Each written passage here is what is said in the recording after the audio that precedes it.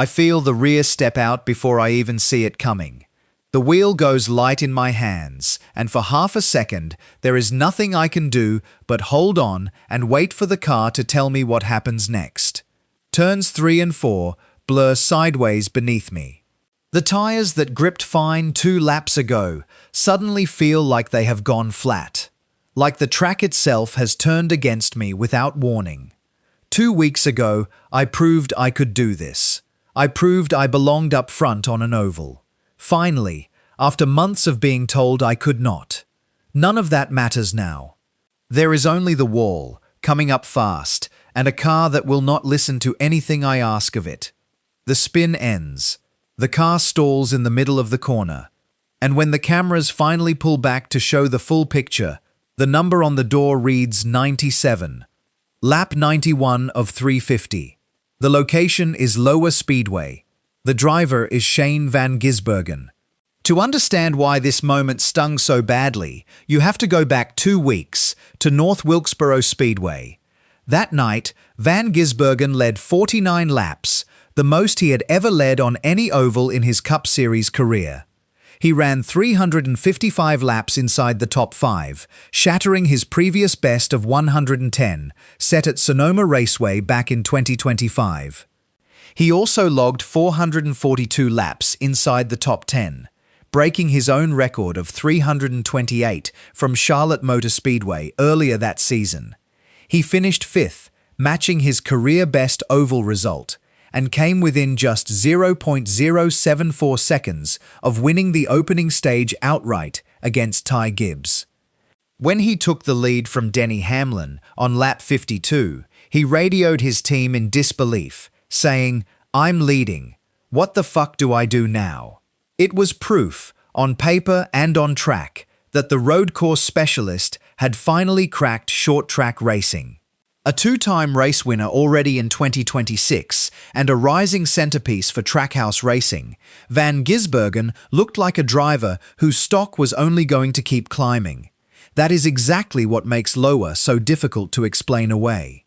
If you are following SVG's chase fight as closely as we are, you will want to stick around to see how this story develops over the next few weeks.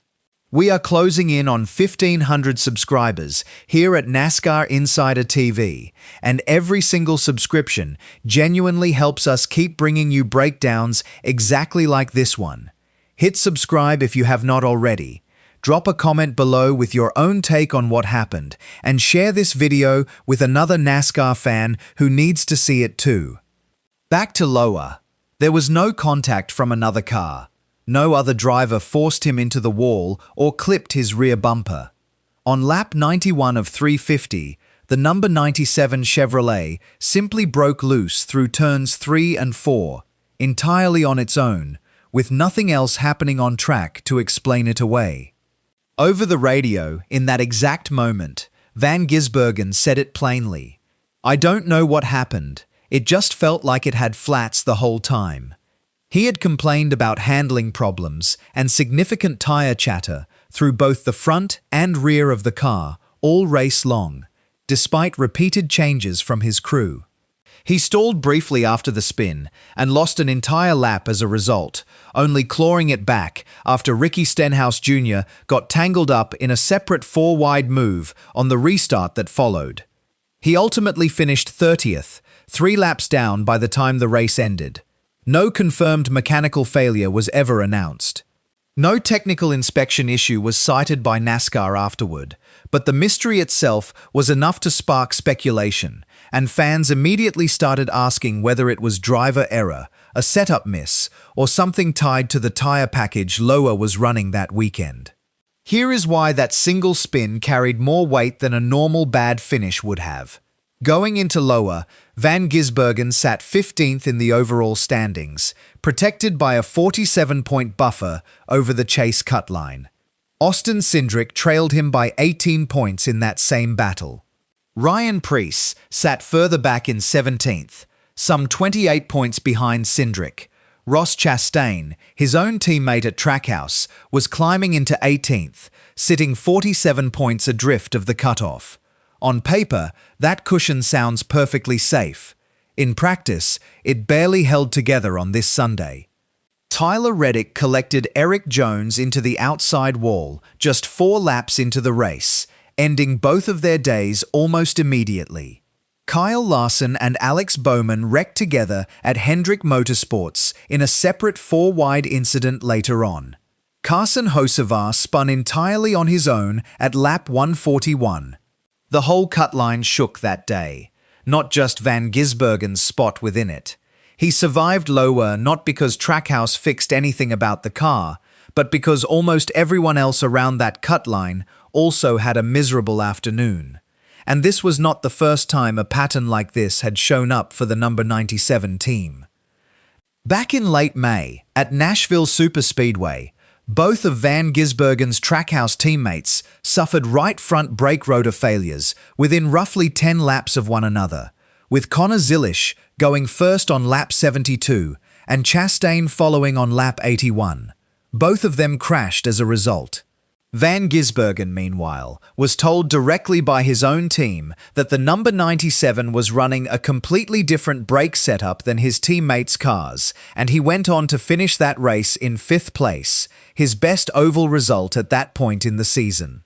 Some fans have since pointed to results like that as evidence that Van Gisbergen's setup does not track the same way Chastain's and Zilisch's cars do, meaning that when the sister cars are fast, his often is not. Nothing has ever been officially confirmed as an internal engineering divide inside Trackhouse. But after Lowa, that exact theory resurfaced almost immediately among fans online. Van Gisbergen's own words after the race did little to calm it down. Asked directly about the run, he did not defend the car. Instead, he said flatly, "I don't know what we brought here, but don't bring it again." It read less like a polished team statement and far more like a driver privately frustrated with his own equipment. 3 races now stand between Van Gisbergen and the official start of the chase: Richmond, New Hampshire, and Daytona. Each track asks something different of a car and a driver. Richmond is a tight, high-attrition short track where contact is common.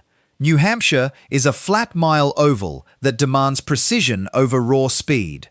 Daytona is a superspeedway where a single mistake in traffic can end an entire season in an instant. Earlier this year, Van Gisbergen was also pulled into a separate NASCAR meeting alongside Austin Hill over an on-track incident, a reminder that his margin for controversy, on top of his margin in the point standings, is far from unlimited heading into the final stretch. The moment the checkered flag fell at Lowa, NASCAR's online community split almost immediately into 2 camps. Some fans called the result a lucky escape, pointing out that nearly every driver near the cut line had a rough day and that Van Gisbergen simply avoided the very worst of it. Others openly questioned whether Trackhouse truly understands what the number 97 car needs, especially with Chastain and Zilisch finishing 7th and 11th that same afternoon, while Van Gisbergen struggled with handling from the drop of the green flag. The gap between his day and his teammates' days quickly became its own talking point, reinforcing, for a growing number of fans, the idea that something about his car setup sits apart from the rest of the shop. Van Gisbergen is still 15th in the standings. He is still a 2-time race winner this season. He still holds a genuine cushion over the cut line. But something followed him out of Lowa that the points table does not measure. A car that broke loose with no clear explanation. A pattern that keeps quietly resurfacing.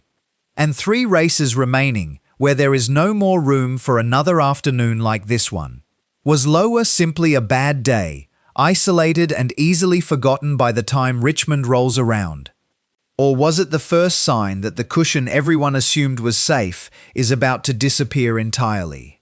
That question stays open. Let us know what you think down in the comments. Share this video with a fellow NASCAR fan, and if you enjoy real NASCAR breakdowns like this one, you will like what is coming next.